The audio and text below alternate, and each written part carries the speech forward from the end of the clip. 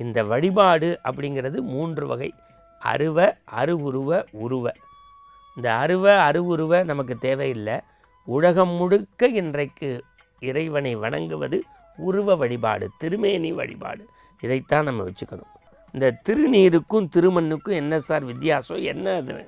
திருமண் ஒரே வரியில் சொன்னார், மண்ணுக்குள் இந்த மண்டை போகின்ற வரை, மண்ணுக்குள் இந்த மண்டை போகின்ற வரை மண்டகனமே கூடாது என்பதற்குத்தான் திருமண். இந்த உடம்பிலிருந்து ஆவி பிரிகின்ற வரை, ஆவி பிரிகின்ற வரை ஆணவம் கூடாது என்றதற்குத்தான் ஆவியில் சுட்ட திருநீர். என்ன வார்த்தை! இந்த இனிமையான காலை பொழுது ஒவ்வொருவரும் தங்களுடைய இல்லத்தில் அமர்ந்து இறை வழிபாட்டையும் தூபதீப ஆராதனையோடு அதிகாலை பொழுதில் அற்புதமான அருள் நேரத்தினுடைய ஒவ்வொரு பகுதியையும் கண்டு கேட்டு ரசித்து வருவது எங்கள் இதயத்தை இதப்படுத்துகின்றது. நாளும் நாளும் நாம் ராமாயணம், பெரிய புராணம், பாரதம், பகவத்கீதை, அடியார்களுடைய பெருமை, இறை தூதர்களுடைய மேன்மை என்று பல செய்திகளை கலவையாக, கதம்ப மலராக, ஒரு நவரத்தின மாலையாக கண்டு கேட்டு பார்த்து ரசித்து வருகின்றோம். ஆனால் நம்முடைய நோக்கமெல்லாம் இது அறிவியல் யுகம். விஞ்ஞான யுகத்தில் வேகமாக ஓடுகின்ற மனித சமூகத்திற்கு இளைப்பாறும் விதமாக சின்ன சின்ன கேள்விகளால் ஒரு வேள்வி செய்வதற்கு, சின்ன சின்ன கேள்விகளால் ஒரு வேள்வி செய்வதற்கு கேள்வி பதிலாக ஆன்மீகத்தை வகுத்து தொகுத்து இளைய தலைமுறைக்கு பக்தி மார்க்கத்தை, ஆன்மீகத்தை, சனாதன தர்மத்தை இதயத்தில் விதைப்பது இந்த ஜெயா தொலைக்காட்சியின் நல்லெண்ண நோக்கம். அந்த வகையில் இன்றைய கேள்வி பதில் விசித்திரமாக மலர்ந்திருக்கிறது. வழிபாடு என்றால் என்ன என்று அற்புதமான ஒரு குழந்தை ஆகாஷ் தீபக் அப்படின்னு சென்னையிலேருந்து கேட்டிருக்கார். ஆகாஷ் தீபக் சென்னையிலிருந்து. நான் அடிக்கடி சொல்லியிருக்கேன், இறைவன் குடியிருக்கக்கூடிய இடம்னா நம்ம வசிப்பது. இறைவன் வசிக்கக்கூடிய இடத்திற்கு பெயர் தான் திருக்கோயில். கோன்னா தலைவன், இல்லைன்னா இருப்பிடம், அதுக்கு பேர் தான் கோயில். அதையே வித்தியாசமாக சொல்வோம், ஆன்மா லயிக்கக்கூடிய இடம் ஆலயம். இந்த வழிபாடு அப்படிங்கிறது 3 வகை. அருவ, அருவுருவ, உருவ. இந்த அருவ அருவுருவ நமக்கு தேவையில்லை. உலகம் முழுக்க இன்றைக்கு இறைவனை வணங்குவது உருவ வழிபாடு, திருமேனி வழிபாடு. இதைத்தான் நம்ம வச்சுக்கணும்.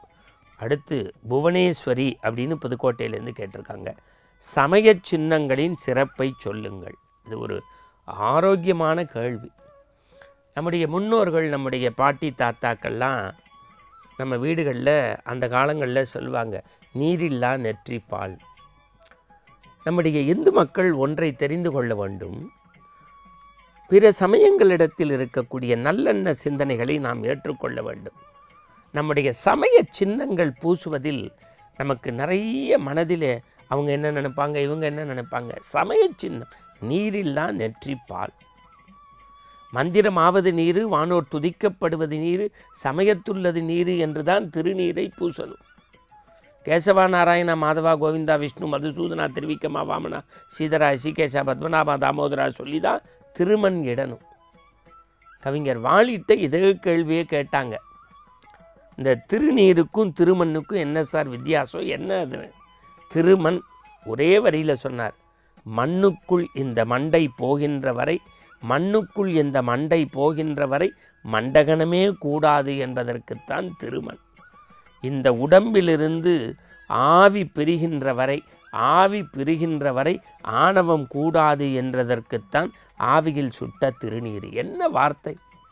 நான் இன்றைக்கு பக்தர்களை பார்த்து, ஆன்மீக அன்பர்களை பார்த்து கைகூப்பி ஜெயா தொலைக்காட்சியில் சொல்லுவேன், நம்முடைய சமய சின்னங்களை பூசுங்கள். அதுதான் இந்து சமயத்தினுடைய அடிப்படை.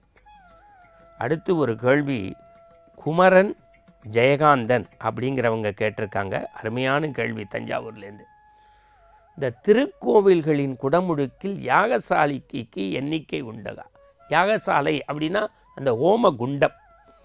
நம்ம தமிழ்நாட்டை பொறுத்த வரைக்கும் பிள்ளையார்பட்டியில் இருக்கக்கூடிய ஐயா பிச்சை குருக்கள் மிகச்சிறந்த, அவரை மாதிரி ஒரு சிவனூர் செல்வரை பார்க்க முடியாது. மகா பண்டிதர், ஆயிரக்கணக்கான கோவில் குடமுழுக்க செய்து வைத்தவர். வாரியார் சாமிகள் குடமுழுக்க குறித்து புத்தகமே எழுதியிருக்கார். அதில் என்ன சொல்கிறாங்க, யாகசாலை அந்த ஓமகுண்டம் வந்து 33 இருக்கலாம், 27 இருக்கலாம், 9 இருக்கலாம், 7 இருக்கலாம், 3 இருக்கலாம், 1 இருக்கலாம், ஒரே ஒரு யாகசாலை கூட இருக்கலாம். அதில் நீங்கள் எப்படி இறைவனை நிறுத்தி அந்த நீரையும் நெருப்பையும் மையப்படுத்தி பூஜை செய்கிறீங்கிற அதுதான் முக்கியம். யாகசாலைங்கிறது தான் உடம்புக்கு உயிர் மாதிரி குடமுழுக்கினுடைய உயிர் யாகசாலையில் தான் இருக்குது. அடுத்து ஒருத்தர் ரொம்ப பிரமாதமாக கேட்டிருக்கார் மனோகரன், மந்திரத்தின் பயன் என்ன? ஒவ்வொரு சாமிக்கும் என்ன மந்திரம்?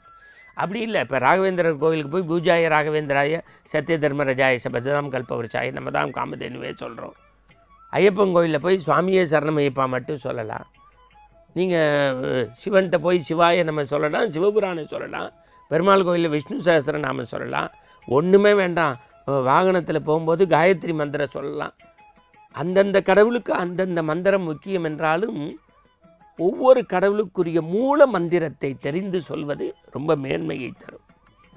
அடுத்து, எத்தனை முகம் போட்டு விளக்கேற்ற வேண்டும்? ராஜேஸ்வரி அப்படிங்கிறவங்க பெங்களூர்லேருந்து கேட்டிருக்காங்க. துணை கேள்வியை அந்த முகங்கள் என்றென்ற நாளில் ஏற்ற வேண்டும்.